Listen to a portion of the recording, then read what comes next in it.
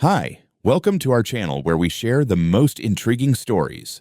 Michael Grayson never planned to start over until he had no choice. One night, a stranger in a white SUV stole everything from him: his wife, his peace, his future. Now, in a quiet town far from home, he hopes to rebuild. But the past isn't done with him, and neither is the Ridgewood HOA. Michael Grayson had never been one to believe in fate. He was a man of logic, of structure, an architect who designed buildings with precision and purpose. But in a single night, everything in his life was shattered beyond repair, and no blueprint could ever reconstruct what he had lost. It had been a long day. He and his wife Kate were returning home from a dinner with friends, a rare evening of laughter that momentarily lifted the weight of routine stress. The drive was peaceful, the highway nearly empty save for the glow of distant headlights, the rhythmic hum of the car engine mixed with the soft melody playing on the radio, and for a moment, Michael allowed himself to breathe. His fingers relaxed on the wheel. Kate sat beside him, scrolling through her phone, occasionally glancing up with a smile, commenting on the absurdity of an online article she had stumbled upon. Then, the peace was shattered. The blinding glare of approaching headlights flashed in the rearview mirror. Michael barely had time to react before the vehicle, a white SUV, barreled down on them at an alarming speed. He instinctively flicked his blinker, shifting slightly to the right lane, thinking the driver simply wanted to overtake. But the SUV didn't pass. Instead, it swerved erratically, the driver seemingly struggling for control. Kate looked up, concern flashing in her eyes. "Michael, what the hell is that guy doing?" she asked, gripping the edge of her seat. Michael tightened his grip on the steering wheel. "I don't know, but they need to slow down." Before he could finish, the SUV veered sharply and clipped the back of their car. The impact was brutal. The world spun violently as their sedan skidded across the pavement, tires screeching in protest. Michael fought the wheel, but the car had already lost traction. The guardrail loomed ahead, then shattered as their vehicle punched through it like paper. Then, there was only the sensation of falling. Cold air rushed around them, and in the split second before impact, Michael caught a glimpse of Kate's wide, terrified eyes. Then, the deafening crash of metal against water. For a moment, there was only silence, a chilling, suffocating silence. Then, the pain hit. Michael gasped as the freezing river enveloped him. His head slammed against the dashboard, disorienting him. Water surged through the shattered windshield, flooding the cabin. Through the bubbling chaos, he could hear Kate's muffled scream before it was abruptly cut off. "Kate!" His voice was strangled, barely audible over the rush of water. Adrenaline surged through his veins as he fought to unbuckle his seatbelt. His fingers fumbled in panic, finally managing to free himself. His body ached from the impact, but there was no time for pain. He twisted toward Kate. She was slumped over, her seatbelt holding her in place, her head tilted at an unnatural angle. A trickle of blood floated in the water around her, curling like ink in the darkness. "No, no, no, Kate!" He grabbed her shoulders, shaking her desperately, but she didn't respond. The car was sinking fast, the pressure making it harder to move. He reached for her seatbelt, but it was jammed. His lungs screamed for air, his mind screamed for action. Michael clawed at the belt, pulling at it with every ounce of strength he had left, but it wouldn't budge. His vision blurred. His body was growing sluggish. He had seconds left. Instinct kicked in. His own survival was on the line now. With a final, agonizing look at his wife's motionless body, Michael forced himself toward the broken windshield and kicked off into the black abyss. The moment he broke the surface, air burned through his lungs like fire. He coughed violently, gulping down breath after breath as the freezing river carried him downstream. Behind him, the car fully submerged, disappearing into the murky depths. Kate was gone. It took him nearly an hour to crawl onto the riverbank, shivering uncontrollably, his body racked with shock and exhaustion. The world blurred around him as flashing red and blue lights finally arrived, illuminating the nightmare he could never escape. The next few weeks passed in a haze. Kate's body was recovered a day later. The coroner confirmed she had suffered a traumatic head injury on impact. She had likely been unconscious before the water took her. It was supposed to be comforting to know she hadn't suffered, but to Michael, it only deepened the void in his chest. The police conducted an investigation, but there were no leads. The white SUV had vanished without a trace. The only thing Michael remembered was the 23 on the license plate, but that wasn't enough. Days turned into weeks. The case was soon labeled a tragic accident. There would be no justice. There would be no closure. And so, Michael did the only thing he could. He ran. He sold their home, packed what little he cared to keep, and left Chicago behind. A new town, a new house, a new life, or at least that's what he told himself. Michael Grayson arrived in Ridgewood, Colorado on a crisp autumn afternoon, the kind of day that seemed almost too peaceful for a man carrying the weight of his past. The town was small, but not suffocating, a place where the mountains loomed in the distance, and the streets were lined with well-maintained houses, each with a carefully tended lawn. It was the kind of town where people greeted each other by name, where neighbors borrowed sugar and gossiped over fences. Michael wasn't here for small talk. He was here to disappear. His new house was a modest two-story home on the outskirts of town, bordering a quiet cul-de-sac. He had deliberately chosen a property outside the jurisdiction of the local Homeowners Association, HOA.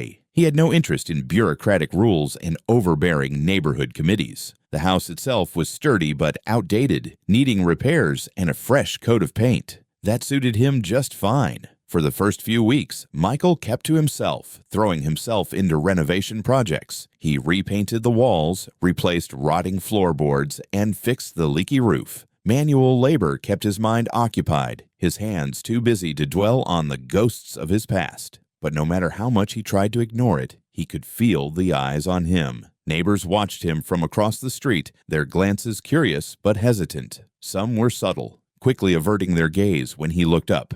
Others weren't. A few times he caught whispers when he walked past, though he couldn't make out what was being said. Then came the first invitation. One evening, as he was bringing in groceries, a man approached him. He was tall, broad-shouldered, and wore a friendly, easygoing smile. "Hey man, I'm Jeff Miller. I live 2 houses down," he said, offering a handshake. Michael hesitated before shaking it. Jeff had the kind of face that made it easy to trust him. Casual, unthreatening, just another suburban guy. "Saw you moving in a while back. Thought I'd come say hi. We're actually having a little neighborhood get-together this weekend. Just some beers, barbecue, nothing fancy. You should come." Michael wasn't sure how to respond. He hadn't socialized properly in months. "Yeah, maybe," he said non-committally. "Come on, man. It'll be good for you to meet people. I'll swing by Saturday, let you know where we're meeting."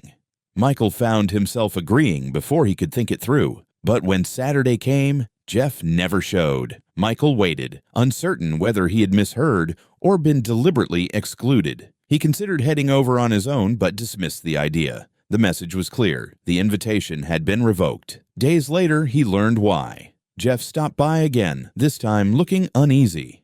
"Hey, sorry about the other night. There was, some pushback about you coming," he admitted.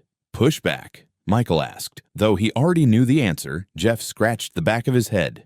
"It's nothing personal. People just don't really know you yet. And you keep to yourself. Makes folks a little uneasy." Michael exhaled through his nose. He wasn't surprised, but it still stung. "So, what? They think I'm some kind of serial killer because I don't show up to potlucks." Jeff gave a small chuckle. "Not exactly, but people talk. And when they don't have answers, they make stuff up." Michael almost told him everything about Kate, the accident, the white SUV, but the words wouldn't come. Instead, he forced a small smile. "Yeah, I get it." Jeff nodded. "Look, I think you're all right. If you ever want to grab a beer, just swing by." Michael appreciated the offer, but deep down, he knew he'd always be an outsider here. Then came the letter.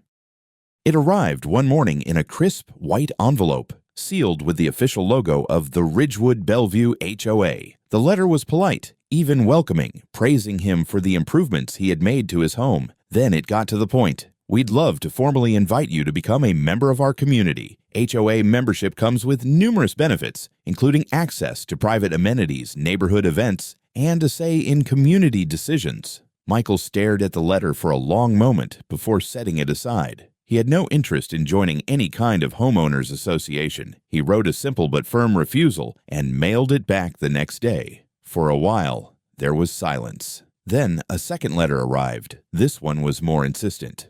"While we respect your decision, we highly encourage all Ridgewood residents to participate in our HOA. It fosters a sense of community and ensures the continued prosperity of our neighborhood. please reconsider."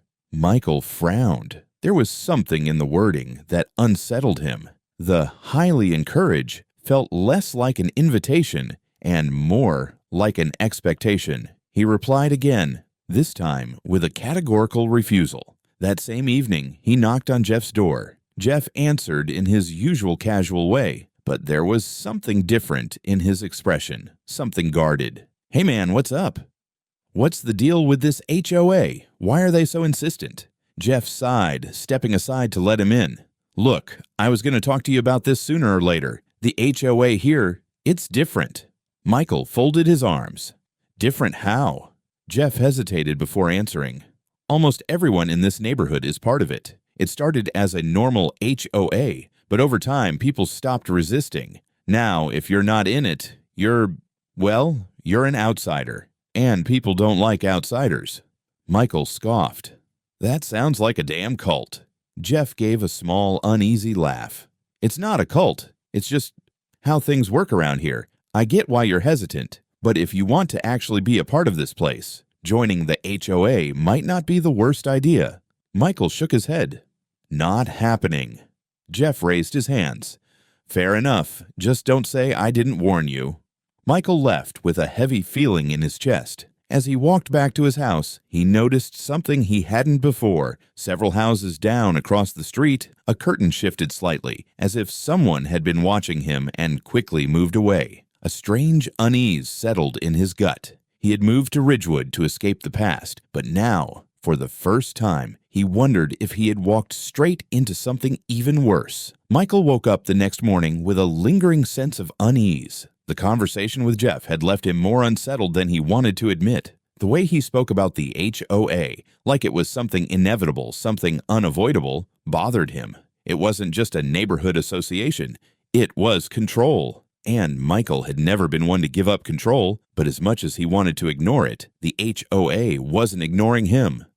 A third letter arrived. This time, it wasn't a polite invitation or a carefully worded encouragement. It was a direct request for a meeting. "We would love the opportunity to discuss your concerns and answer any questions you may have. Please visit our office at your earliest convenience." No signature, just the Ridgewood Bellevue HOA at the bottom. Michael considered throwing it away. He didn't owe them anything. He wasn't legally required to join. But a part of him, the part that still carried the architect's mind, the need to understand how things worked, wanted to see what was really going on. So he went. The HOA office was a sleek, modern building in the center of town, far more polished than he had expected. Inside, the reception area was almost luxurious, with leather chairs, a minimalist marble counter, and the faint scent of expensive cologne in the air. A young woman at the front desk looked up and smiled. "Good morning. How can I help you?" "I got a letter asking me to come in," Michael said. The woman's smile widened. "Ah, Mr. Grayson, we've been expecting you. Please have a seat. Ms. Langford will see you shortly." Michael sat down, glancing around the room. The walls were lined with photographs of Ridgewood's community events, barbecues, meetings, charity functions. Everyone in the pictures looked happy. A little too happy. A door opened and a voice called his name. "Michael, right? Please, come in." He turned to see Karen Langford, and from the moment he saw her, he knew she was in charge. She was in her 40s, poised, elegant, dressed in a fitted navy suit that screamed authority. Her blonde hair was pulled into a neat bun, her makeup was flawless, and her expression was the perfect mix of warmth and calculation. She extended a hand, her grip firm. "It's a pleasure to finally meet you, Michael. Please, sit." Michael sat across from her in an office that looked more like a CEO's corner suite than a neighborhood association headquarters. Floor-to-ceiling windows offered a panoramic view of Ridgewood, and behind her, a sleek bookshelf was lined with legal books, business awards, and framed certificates. This wasn't just some HOA president. This was someone with power. "I'll be honest with you," Karen said smoothly, folding her hands on the desk. "I understand your hesitation about joining the HOA, but I also think you don't fully understand what we do here." Michael leaned back. "I understand just fine. You want control over the neighborhood. You want everyone to play by your rules." Karen let out a soft laugh, shaking her head. "Oh, Michael, you're looking at this the wrong way. The HOA isn't about control. It's about community, about ensuring that everyone who lives here feels safe, connected, and taken care of. And that can't happen without a governing body making sure it all runs smoothly. She tilted her head slightly as if amused. Without structure, things fall apart. You, of all people, should know that. Michael's jaw tightened. She was good. Too good. Look, she continued, her tone softening. I don't want you to feel pressured. I just want you to see what we offer. Come to our next meeting. Meet the other members. See what this neighborhood can be. And if you still don't want to join, that's your choice. It was an offer that seemed reasonable on the surface, but Michael wasn't naive. This wasn't just about being friendly.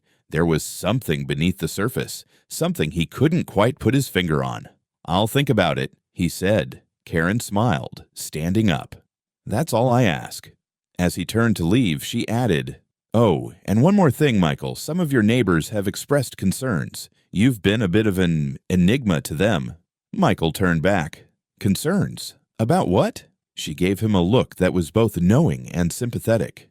People notice things. A man moves to town, keeps to himself, avoids social gatherings. Naturally, there are questions. Michael felt a flicker of anger. And what exactly do they think I'm hiding? Karen smiled, but this time it wasn't warm. That's the problem with mysteries, Michael. People always want answers. As he walked out of the office, a chill settled deep in his bones. This wasn't just about a homeowners association. This was something much bigger, something dangerous. Michael left the HOA office with a deep, unsettling feeling in his gut. Karen Langford was dangerous. He knew that now. But what unsettled him more was the way she had spoken to him, the subtle threat laced beneath her words. She knew how to manipulate, how to make people doubt themselves, how to make them feel as if resistance was pointless. But Michael wasn't going to play her game. He spent the next few days trying to push the interaction out of his mind, throwing himself back into his home renovations, but the thoughts gnawed at him. Then, late one night, as he lay in bed, the memory surfaced. That moment at the scrapyard when he saw the white SUV beneath the tarp. The vehicle had felt familiar. And there was a number, 23, on the exposed plate. His stomach twisted. Could it really be the same car? Could Karen be the one who killed Kate? The thought was absurd. Coincidence, surely, but his instincts told him otherwise. He needed to find out the truth. The next evening, he made a risky decision. He knocked on Jeff's door. Jeff looked surprised to see him. Hey man, everything okay? Michael didn't waste time. Karen's car. What did she drive before her current one? Jeff blinked, caught off guard. A white SUV, I think, but she sold it months ago. Michael's pulse quickened. You're sure? Jeff frowned, sensing the intensity in Michael's voice. Yeah, pretty sure. Why?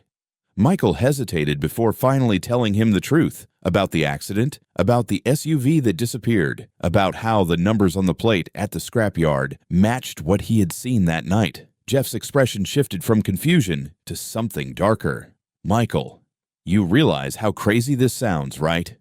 Michael clenched his jaw. I don't care how it sounds. I need to be sure. Jeff exhaled sharply, shaking his head. Look, man, I get it. You lost your wife. That's horrible. But you're looking for ghosts. You think if you find this car, it'll somehow bring you closure. Michael's voice was steady. I think it'll bring me justice. Jeff hesitated, then lowered his voice. Michael, if you go looking for this, if you start pushing where you shouldn't, you're going to get yourself in trouble. Michael studied his face. You know something, don't you? Jeff shook his head. I don't, but I know that Karen doesn't like people who don't follow the rules. Michael didn't reply. He just turned and left. He had made up his mind. That night, he called the police, reporting a suspicious vehicle matching the description of one involved in a hit-and-run months ago. The officer on the other end of the line didn't seem convinced. Sir, without clear evidence, we can't investigate a private property on a hunch. If you have more information, you can come down to the station and file a report. Michael gritted his teeth. He needed proof. There was only one way to get it. He had to see the car up close. That night, under the cover of darkness, he made his way toward the scrapyard. Michael knew the risk he was taking. Breaking into private property, even just to confirm his suspicions, could land him in trouble. But after months of silence, Months of unanswered questions. He was done waiting. The scrapyard sat on the edge of town, a massive expanse of rusting metal and broken-down cars, surrounded by a chain-link fence topped with barbed wire. Most of the workers had gone home for the night, leaving the place dark and eerily silent. Keeping low, Michael moved along the perimeter until he found a weak spot in the fence where it had come loose from the post. He squeezed through, his heart pounding. The smell of oil and rust filled the air as he navigated through rows of abandoned vehicles. Then he saw it. The white SUV, still partially covered by the tarp. His pulse raced as he stepped closer, carefully pulling back the fabric. The moment his flashlight swept over the front right side of the vehicle, his breath caught in his throat. The damage was still there, a deep dent along the front fender, scratches that matched what he remembered from that night. The number 23 gleamed on the dented license plate. His chest tightened. This was it. This was the car. Before he could take a photo, a voice cut through the silence. "You really should have let this go, Michael." He spun around. Karen Langford stood just a few feet away, flanked by two large men. Her expression was no longer warm, no longer carefully composed. It was cold, calculating. Michael's instincts screamed at him to run, but the two men moved fast, grabbing him before he could react. One of them drove a fist into his stomach, knocking the wind out of him. As he gasped for air, Karen stepped closer, tilting her head. "You just couldn't help yourself, could you?" Michael struggled against the iron grip of the two goons holding him, but it was useless. His muscles tensed as he glared at her. "You killed my wife." Karen sighed, almost as if she were disappointed. Michael, I didn't mean to. Do you have any idea what it's like to live in fear of losing everything, to know that one stupid mistake could ruin everything you've built?" Her voice was calm, too calm, like she was explaining why she forgot to pay a bill, not why she left someone to die. "You didn't stop," Michael spat, his voice raw with anger. "You saw what happened and you just left." Karen's lips curled into something resembling a smirk. "And what would stopping have done, exactly? Nothing could have saved her. I did what was necessary. I moved on. You should have too." Michael felt rage boiling inside him, but before he could say another word, Karen nodded to her men. Everything went black. He woke up to the sensation of rough fabric against his skin, the sound of tires rolling over gravel. His head pounded, his wrists were bound, and a piece of duct tape covered his mouth. He was in a car. The trunk. Panic surged through him as he struggled, but the bonds were tight. Where were they taking him? His heart hammered as the car finally slowed, then came to a stop. The trunk popped open, and a pair of strong hands grabbed him, dragging him out. They were in the woods. The cold night air bit at his skin as he was shoved onto his knees in front of a freshly dug hole. A grave. Karen stood over him, hands in her pockets, looking down as if she were simply surveying a job well done. "I wanted to give you a chance, Michael," she said. "I thought maybe you'd see reason. But people like you don't stop. You dig and dig until you find something to ruin someone else's life." She motioned toward the hole. "So now you can dig one last time." One of the men threw a shovel at his feet. Michael's hands were still bound, but the implication was clear. Dig or die. His breathing was ragged, his mind racing. He had no weapons, no way to fight. If he refused, they'd kill him anyway. Karen crouched beside him, lowering her voice. "You know what the funny thing is? I actually liked you. You're not like the rest of them. But you made a choice, Michael, and I can't have loose ends." Her hand reached out, gripping his jaw with cold fingers. "You should have just joined the HOA." Then suddenly, a distant wail of sirens. Karen's expression shifted in an instant, her cool demeanor cracking. Shit. A split second later, headlights cut through the trees, followed by the unmistakable flash of red and blue lights, the sound of car doors slamming, shouts in the distance. Then, gunfire. Chaos erupted. Karen's men moved, reaching for weapons, but they were too late. Within seconds, law enforcement swarmed the clearing, voices barking orders as flashlights illuminated the scene. Michael felt hands gripping his shoulders, but this time, they weren't hostile. "You all right, sir?" He blinked against the brightness, his breath still ragged. And then, through the blur, he saw Alan Rivers, his lawyer, standing just behind the officers. "Jesus, Mike," Alan muttered, relief visible on his face. "You okay?" Michael let out a shaky breath. "Better than ever." As Karen was dragged to her feet, her once pristine clothes now streaked with dirt, she locked eyes with him. For the first time, her mask cracked completely. Not just anger, but fear. The look of someone who had finally lost. Michael sat in the front row of the courtroom, his fingers curled tightly around the armrests of his chair. The air was heavy with the murmur of journalists, their pens scratching against notebooks, the quiet hum of whispered conversations filling the space. The trial of Karen Langford had become one of the biggest stories in the state. The once respected president of the Ridgewood Bellevue HOA, a woman known for her philanthropy and charm, was now sitting at the defendant's table, her face pale, her expression unreadable. She wore the same cold practiced composure that she had the night she had nearly buried him alive. But Michael could see it now, the cracks beneath the surface. She was losing. The prosecution had built a case so airtight not even Karen's expensive legal team could maneuver out of it. The evidence was overwhelming. The white SUV, retrieved from the scrapyard, still bearing traces of impact damage consistent with the crash that had killed Kate. Security footage from a nearby gas station the night of the accident, placing Karen at the scene minutes before the crash. Financial records proving that Karen had spent months paying off mechanics to keep the car hidden and unrepaired, waiting for enough time to pass before she could quietly dispose of it.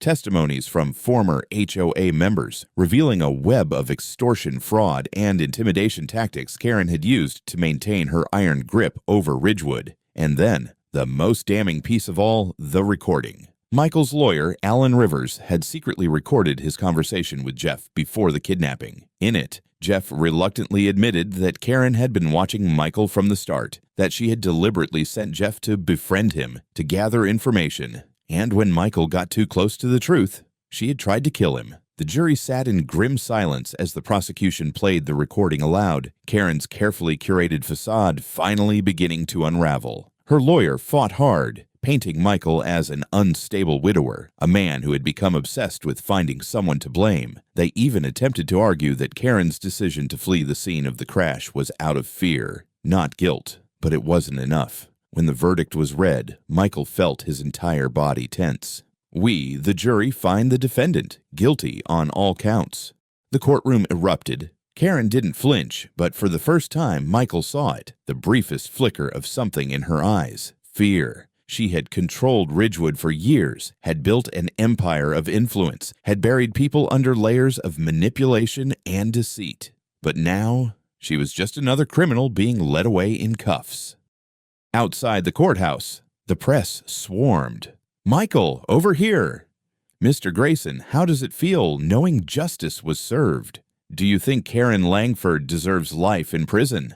He stopped at the courthouse steps, the cool autumn breeze cutting through his jacket. He should have felt satisfied, triumphant. Instead, all he felt was tired. He exhaled slowly before speaking. "My wife didn't get a second chance," he said. "Neither should she." And with that, he walked away. Because for the first time in over a year, Michael was finally free. The house on the lake was quiet, bathed in the soft glow of the setting sun. The water stretched endlessly before him, rippling gently in the breeze, a stark contrast to the chaos that had once consumed his life. Michael Grayson was finally home. It had been 6 months since the trial, 6 months since Karen Langford had been sentenced to life without parole. Her network of corruption dismantled piece by piece. Ridgewood had begun to heal, but Michael had no reason to stay. With the compensation from the lawsuit, a settlement of over $5 million, he had sold his house and left Ridgewood behind. No more neighbors watching him, no more letters, no more HOA. Just peace.